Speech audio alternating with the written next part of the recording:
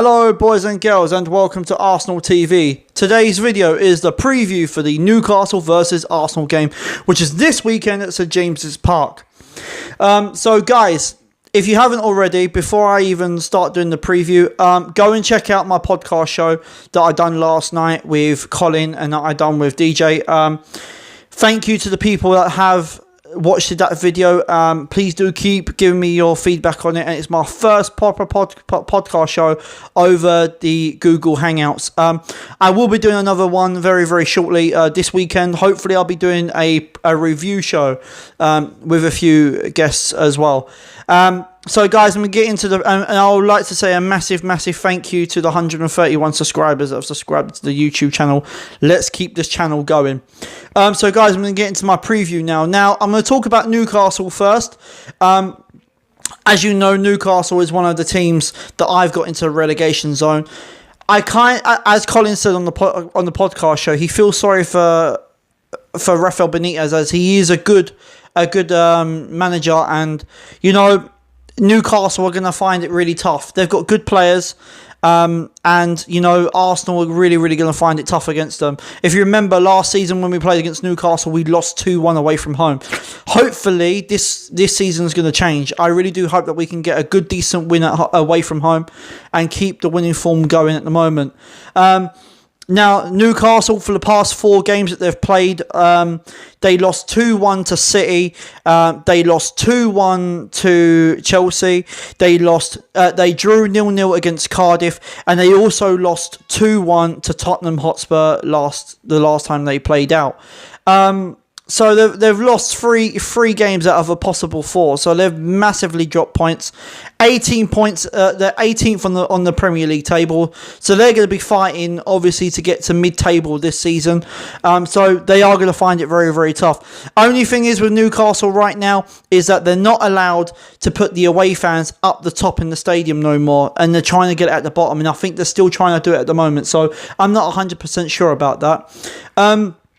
And I do think that Newcastle is going to cause us problems down the flanks as well during the game. And I think this is where we need to be prepared for that. So, guys, I'm going to talk to you about Arsenal now. Now, Arsenal are 9th on the Premier League table. We are currently 3 points behind Tottenham for 5th place at the moment.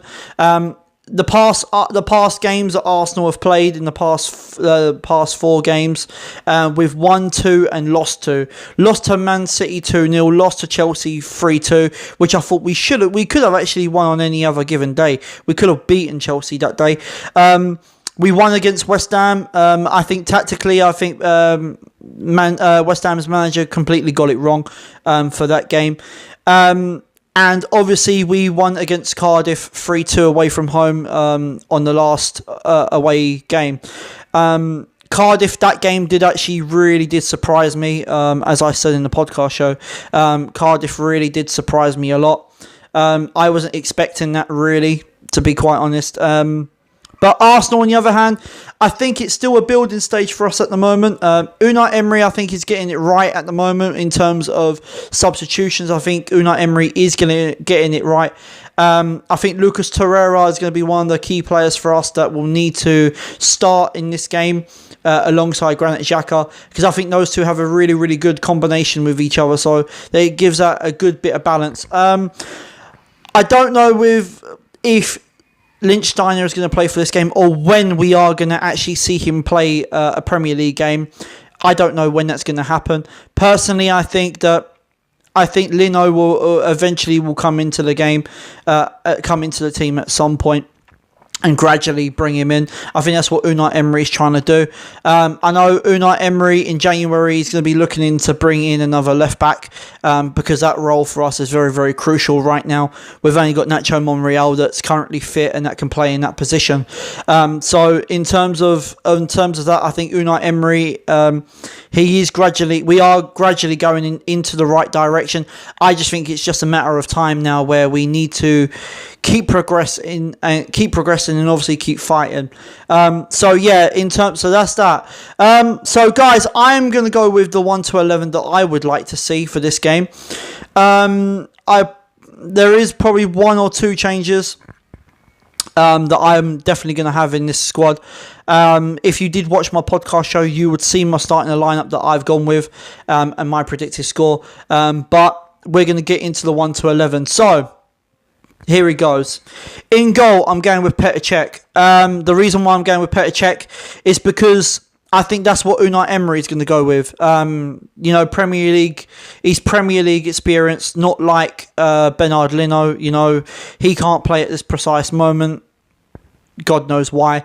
But at the moment, I think Unai Emery will go with Cech in goal for the time being. And I think probably he will play Leno when it comes to the Carabao Cup or Europa League. So the Petr Cech for the past couple of games, he's played okay. He's had decent performances. But my main concern with Cech is when the ball's at his feet and playing from the back, he's still a bit weary. I don't think he's a right goalkeeper to play this sort of style of play, but we'll have to go with it at the moment and see what he can do, and eventually, hopefully, bring in Bernard Leno. But Petr Cech will go in goal for me. Playing at right back is going to be Lichtsteiner. I don't have a problem with Lichtsteiner at all. He's 34 years old. Age is just a number. It's up here. He plays with his mind. Lichtsteiner, he knows when to go. He knows when not to go. And to be honest, Lichtsteiner has got that rough edge side to him where he's not going to take no crap from any other player that's coming at him. So to be honest, Lichtsteiner for me will definitely go in that right back position. Playing at left back is going to be Nacho Monreal.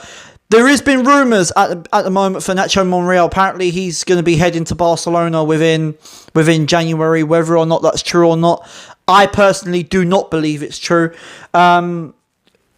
Because if he does decide to go and then Unai Emery brings in another left back, we are still going to be outnumbered for a left back if C. Kolasinac and Maitland-Niles is going to be out injured still. So it is going to be very, very crucial. We cannot let Nacho Monreal go. Because we'll still be in a catch-22 situation if we don't bring in another left-back. But I think for the past couple of games, I think Nacho Monreal has played well. He's had some really, really good chances. He even got a goal as well. So I'm very, very pleased with Nacho Monreal and the way he's been playing. I know he's still weary about the injury and he's probably just trying and keep it at bay and try not to let him affect his game. But so far, Nacho Monreal is actually playing pretty decent. So, yeah, Nacho Monreal goes at left back. Playing as the two centre-backs. The first person that's going into the centre-back is going to be Socrates. I think the past 2 games, Socrates, he's been 50-50. He's had okay games. He hasn't been the best, but he's had 2 solid games. Not man of the match performances, definitely nowhere near. But he's had some really, really good games at the moment. But I think out of Mustafi and Socrates, I personally believe that Mustafi has had the 2 better games than Socrates has at the moment. But as I said, it's still at early stages here. I'm actually quite happy with Socrates at the moment. So yeah, Socrates will go in that centre-back position. Playing alongside him is going to be Mustafi. For me, I think Mustafi's played well in the past 2 games. As I said in previous videos, this is going to be a very, very important season for Mustafi because if Unai Emery sees that he's doing wrong, then I can see Mustafi getting shipped out. If he puts in the performances that he done last season, then I can see Mustafi getting shipped out completely, and then Unai Emery will just bring in another centre-back. Hopefully, I know Koscielny is back in training. Not fully in training yet, but he's gradually coming into it. And I would like to see Laurent Koscielny back. That would be a really, really nice addition to the team. So for me, for the game against Cardiff and the game against West Ham, I thought Mustafi had a really decent game. Not the best, but he's put in a decent performance in so far, and I really do hope he keeps it up. So Mustafi will go in there. Now, playing as the 2 holding defenders, in a defensive midfield, I'm going to go with the first person, which is Lucas Torreira. I don't really have a problem with Torreira at this precise moment. Apart from, I know he got an injury before, which is a bit of a concern for Arsenal at the moment, whether or not he's going to be playing on Saturday, I do not know. I really do hope he does, and he has to start. Torreira has to start in this game 100%. So Lucas Torreira will go in that position. Playing alongside Lucas Torreira is going to be Granit Xhaka. For me, I think Granit Xhaka, when he plays alongside Lucas Torreira, I think Granit Xhaka has a decent game. Everyone will criticise about him when he lost the ball against Cardiff. Well, that's fine. But I think the second half of that game, I actually thought Granit Xhaka had a decent performance, a decent game, soon as Lucas Torreira comes on. And I think that is what Granit Xhaka has been missing for the past couple of years, is that he's been missing that support. Someone who is the likes of Lucas Torreira. So, yeah, I thought Granit Xhaka has had a good game. Not the best, but he's had some decent performances. So Granit Xhaka will go in that position. Now, playing as the 3, I have been a bit and ahhing since last night about on the right side. Now I know Colin was going with Danny Welbeck over on the right because of because of his strength and because of tracking back and that. But for me, I am going to stick with what I was going to go with. So on the right of the 3, I'm going to go with Hector Bellerin. To be honest, I don't see Bellerin as a right back. I see him as a winger. Reason why is because every time that I see Bellerin I don't see Bellerin as a right winger. I don't see Bellerin as a right back. I see him as a winger. Reason why is because every time he can't defend the ball. He really can't. Every time the ball goes over the top, he's like, oh, I lost the ball. He doesn't even try tracking back for it. Whereas I see him as a winger because of his pace. And yes, he's had chances where he keeps cutting in as well. Even as a right back, he keeps cutting in. Why is he cutting in? There's no point for him to do that. Why is he even doing that? As a winger, he needs his pace, but he needs to cross that ball or even try and play the ball back. Even if it's a cross and he doesn't make it, at least he's tried. This is what I would like to see from him. But I would personally put him as a winger, not as a right back. So for me, Hector Bellerin goes at right back. That goes as right on the right side of the 3. Playing in the middle is going to be Mesut Ozil. Mesut Ozil for me will go in the middle as a number 10. Simple reason is I believe that Mesut Ozil, he is a world-class number 10, as we all know, but he's not showing it at this precise moment. He really isn't showing it. I know Fenerbahce, one of the Turkish sides, are actually looking to get him for £42 million. Whether or not that is going to be a deal, I really, really don't know. But I really hope not, because I think Ozil, he still has something to prove. And I would like to see him put in a decent performance in and play more attacking and show why he is one of the best number 10s in the world. And I would just like to see him to try and put in a decent performance in, put in a decent shift in, and just work hard. That's all we ask, is just to work hard and show some fight. Show that you do want to be here and stop pulling the sickie all the time, because it's not right. You play for the badge. When you play for the badge, everyone and all the fans will remember the name on the back of the shirt. You need to do it. I'm sorry, but I've stuck up for Ozil for a long, long time, and for me, it's time for him to start showing it now. If not, then I would like to see Ozil go, and I would like to see someone else come in. But we've got to stick by our players, and that's what we're doing. So Ozil for me goes in that number 10 role. Playing out on the left is going to be Pierre-Emerick Aubameyang. I've got no problem at all with Aubameyang, apart from when he plays up front as a leading striker, he feels isolated. I feel that he's isolated and no one's there. When he plays with Lacazette brings him out, and I think that with Aubameyang playing out on the left side, I believe that he's going to cause problems on that left flank because of his pace and because of his power.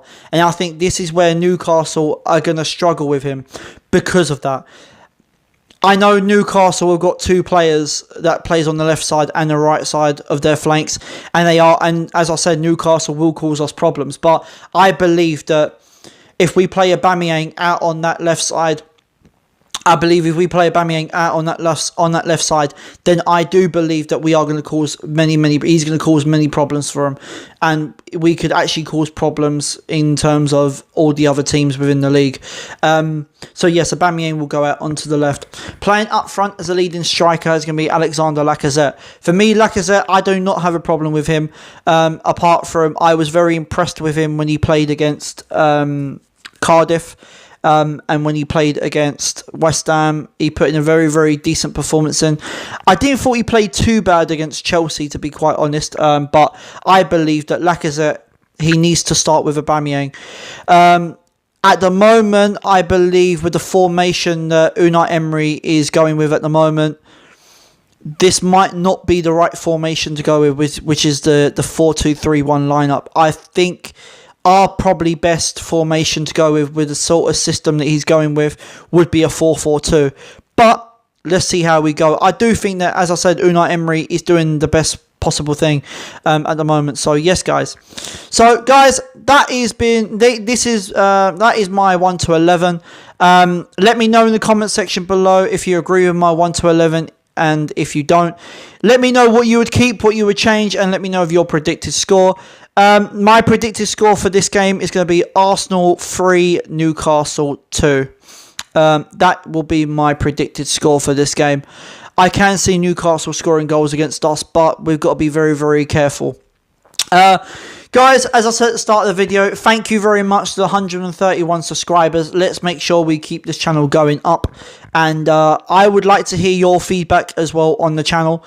And let me know what you thought of the podcast show as well. So guys, you have been watching Arsenal TV. Until next time, I'm out of here.